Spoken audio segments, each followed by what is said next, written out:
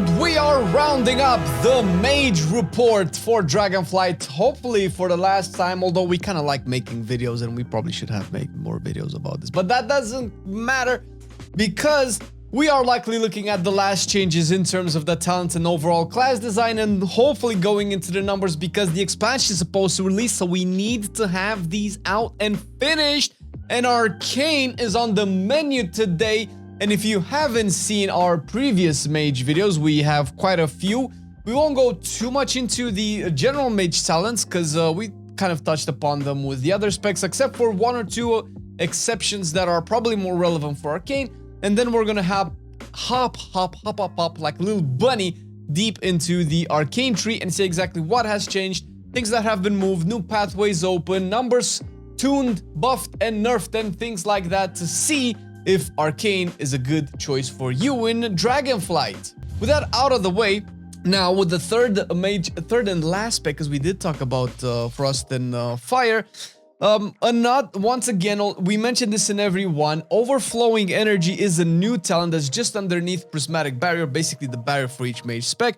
And this gives you extra crit damage, which is particularly nice, and whenever you don't crit, you gain a buff that increases your crit chance until you do crit, and at which point you get to consume this. Now, crit hasn't been specifically amazing for Arcane as a stat. It's not a bad stat, but it was never like, oh my god, I have to get this crit piece as Arcane. You kind of really always kind of wanted haste, and maybe haste mastery, or haste burst, or maybe haste crit. But haste was the cornerstone, so we don't know if this particular talent combined with other stuff might make crit more desirable in Dragonflight, but we will see. As far as the capstones are concerned, Time Anomaly can be fun, and if you get Arcane Surge, which you probably will and should, your mana will skyrocket from time to time, but it's unreliable. And Temporal Warp is also a really cool mechanic where you can benefit from your own Time Warp even if you do have the Bloodlust debuff, so you can get 30% haste again, which is really cool, especially if you want to time these with one of your burst windows, or maybe your second burst window, let's say. As for the other capstones, although Shifting Power is not really enjoyed or liked by the Arcane community, it still gives you cooldown reduction, and as far as capstones go, considering that you can probably get more than one, maybe even more than two, you'll probably end up picking Shifting Power. I mean, I have a hard time seeing Dragon's Breath and Meteor being picked over Shifting Power, and these are a little bit weird for Arcane because, you know, they're not affected by your mastery, which increases Arcane damage, so it's weird. At least Dragon Breath can be useful because you can use it to, you know, disorient enemies, break casts, help CC big groups of enemies, but we will see exactly how these are tuned out because similar to Frost, these don't really do anything for your rotation anyway. So yeah, let's actually talk about the spec talent tree. And the Arcane, the actual spec tree, it looks pretty good, but it does have some underlying problems that most of the high big brain Alter Time mages have been pointing out through the community discords as well, and they can theorycraft a little bit more than us, because I just like to slap Arcane Missiles and Arcane Barrages, because big damage is making Flame happy. And taking a general look at the spec tree, you'll notice that you only have 2 choice nodes here in the talent tree, which doesn't limit you as much into what you can get and doesn't restrict as many talents as, let's say, other counterparts. One of these is the choice node of Reverberate versus Nether Tempest, which are particularly AoE talents. Reverberate makes Arcane Explosion generate an extra arcane charge with a 50% chance if it hits 3 or more targets, while Nether Tempest, which hasn't been played in like forever, places a Nether Tempest on the target, which deals very little arcane damage over 12 seconds to the target, but also nearby enemies within 10 yards.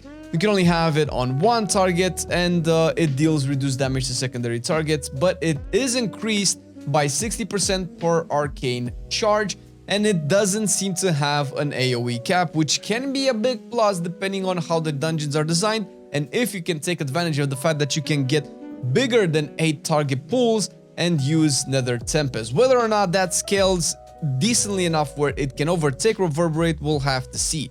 the other choice node is with Rule of Trees versus Arcane Familiar, which is a little bit on the left-hand side. These have been kind of choices also in past expansions and in the Shadowlands talent tree, where Rule of 3 makes it so when you gain your third Arcane charge, the cost of your next Arcane Blast or Arcane Missiles is reduced by 100%. While Arcane Familiar, it's a 10-second cooldown, but it is a kind of like a permanent buff, not really a permanent, but it does last for an hour. It only has a 10-second cooldown. You just have a familiar, like a little sparky thing that attacks your enemies and increases your maximum mana by 10% for 1 hour, which, although it was kind of like a quality of life improvement, having more mana makes you have to, extend your burst phases more so than the conserve phases. This also gives you damage with the rework of Arcane Power. Another big plus of this is that in the entire talent tree, there are only 4 talents that have a 2-point investment. We already mentioned them in the previous videos for Arcane. We're not gonna go into too much detail. A Crackling Energy, Improved Arcane Missile, Prodigious Savant, which are kind of very boring and flat damage increases to a spell or 2. And the last one being Illuminated Thought, that increases the chance of clear casting, and this is probably one of the more interesting ones. And these are the only talents that require more than 1 point investment, which is a big plus in our book, especially if you take a look at more egregious specs like Beast Mastery, who has so many multiple points investments. What Illuminated Thoughts does is makes clear casting has a 5% chance, increased chance to proc, and obviously goes up to 10% because it is a 2-pointer, and it kind of is on the right-hand side of the talent tree where you have most, if not all, of the Arcane Missile buffers going into a potentially single target raid style play style. It rhymes because it makes sense. And although this sounds synergistic and cool on paper, it does start to point out the first of Arcane Mage's flaws, because you have a total of 7 points that you can invest only in clear casting. And that's obviously, first of all, clear casting, the actual passive at the very top of the talent tree, and Nether Precision, which is an extra damage to 2 Arcane Blasts when consumed. That is usually right underneath it. Slipstream, and we all know it, this is a personal mobility favorite. I personally love to play with it as Arcane. Amplification, which just gives you more Arcane Missiles, always a good thing. Improved Clear Casting, which just makes your clear casting buff stacked at 2 times, so you don't potentially waste procs, or better yet, decide when to consume them efficiently. And then you have the last 2 points for Illuminated Thoughts, which obviously you cannot skip if you want to go down into the Arcane Harmony capstone. And if they are annoying, because that's not something that you want to talent into, you could skip them, but if you do skip at least Slipstream, you will not be able to get stuff like Impetus, which is a really strong talent. Makes Arcane Blast have a 10% chance to generate an additional Arcane charge, and if you were to gain an Arcane charge while at maximum charges, instead you get 10% Arcane damage for 10 seconds. And the way this is supposedly going to work, judging by the way it's being worded, you will probably have at least sit at max charges for the remainder of time as in your single target burst, meaning that you will always benefit for that 10% Arcane damage, which is big, especially in your burst window. And these talents have kind of been swapped around here and there. First of all, Impetus used to be where Nether Precision is now, and Slipstream used to be where Impetus is now. So they've kind of been swapped around to, I don't know, maybe make a little bit more sense, because you'd probably still get, if you wanted any one of these, you'd probably get them all before as well. So it's a little bit weird. And the last movement around was Resonance with Arcane Cleave, which is really weird, because what Resonance does is makes Arcane Barrage deal 15% increased damage per targeted hits, but baseline Arcane Barrage only hits 1 enemy, and it only starts to cleave once you have Arcane Cleave. That makes it hit 1 extra target per Arcane charge consumed for 40% also extra damage. Which is weird because it only gets to cleave with Arcane Cleave, which for each Arcane charge, Arcane Barrage hits 1 additional nearby target for 40% of its normal damage. So it's kind of weird because you cannot pick Resonance without picking Arcane Cleave. So the reason why they swapped them around, that's just a little bit weird, because Probably they didn't want you to skip Resonance because you could probably just get Arcane Cleave and not take Resonance if that, for some reason, you wanted to do that. Although I don't see why, if you are in AoE, you would want the extra damage in AoE Cleave with Arcane Barrage. So this is just slightly weird. And the last thing that we will talk about is Orb Barrage, which kind of feels a little weak. If you haven't looked at any one of our Arcane videos in the past, what Orb Barrage does, it's a capstone on the bottom left-hand side, and it says that when consuming clear casting, reduces the cooldown of Arcane Orb by 2 seconds. Additionally, casting Arcane Missiles 15 times fires an Arcane Orb toward your target, and if those Arcane Missiles are from a clear cast, they count as 2 casts per cast. So it's not per missile, but per actual spell cast. And this is a little bit weird. It's a little bit undertuned, but then again, we can probably expect this to be buffed, hopefully. And you would get this proc after 2 or 3 general setups, so it feels slightly random. It feels slightly annoying because it kind of goes against what your normal playstyle or setup playstyle would be and feel like, so it's counterintuitive, to say the least. It could be good in PvP, but in PvE, it's a little bit questionable as a capstone, especially where you would want this for AoE.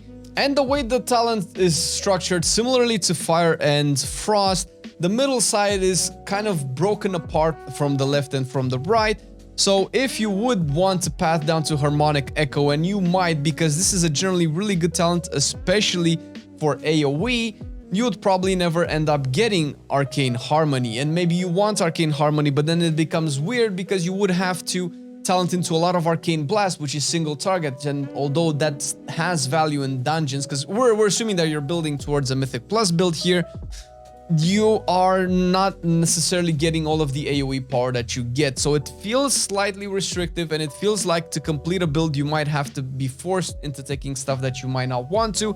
But this is just at first glance. Obviously, we would like to test it once the season is launched out, once we have access to everything, and of course the tier set. But we can still test the tier set right now in the beta. The 2-set bonus makes it so that for each Arcane Charge, your Arcane Blast and Arcane Explosion have an increased critical strike chance, because, you know, everybody seems to be getting critical strike at this point. Arcane Blast gets a 5% increase, and Arcane Explosion gets a 3% increase.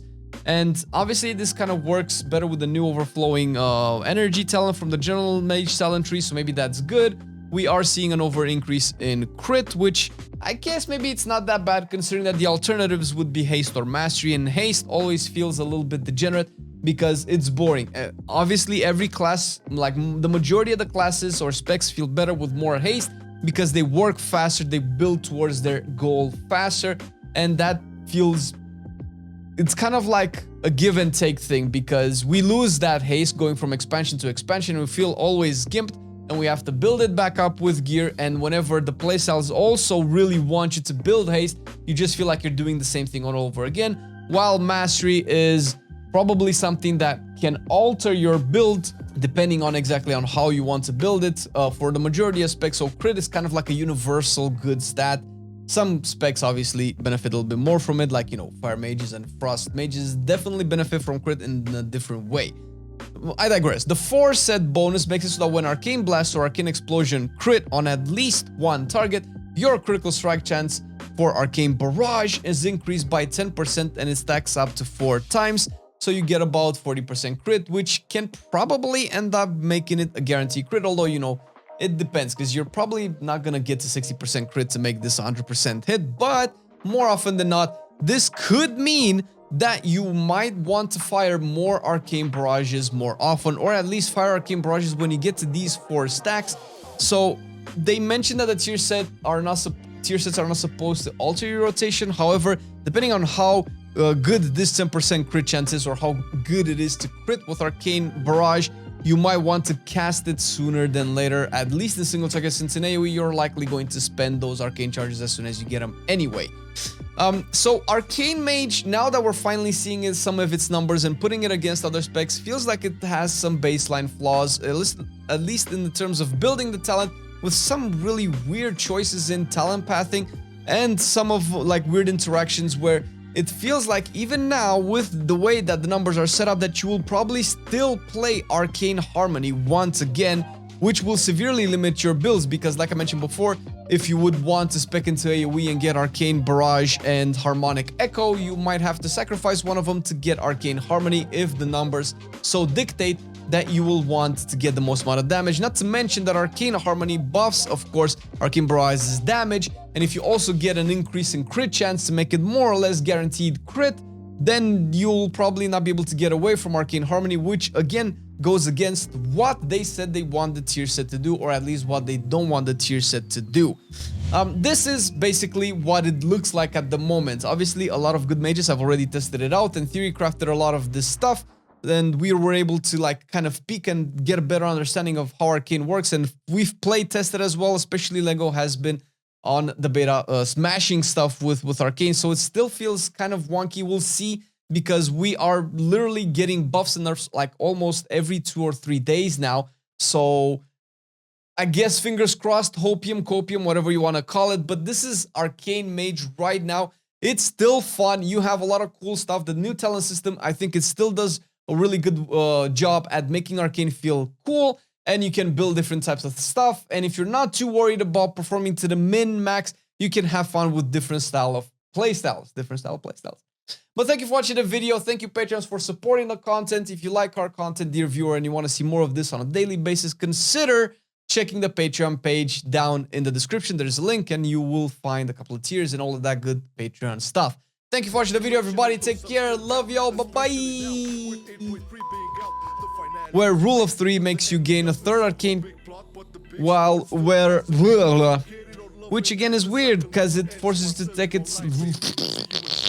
I've been loving it then, I still love it now. Still, I play WoW. Still, I play WoW. Getting better every day, let me show you how. Cause still, I play WoW. Still, I play WoW. It's getting harder to stay, but at the end of the day, it's a guilty pleasure, so just log in and play. Whether it's classic or retail, I'ma do a /bow. Still, I play WoW.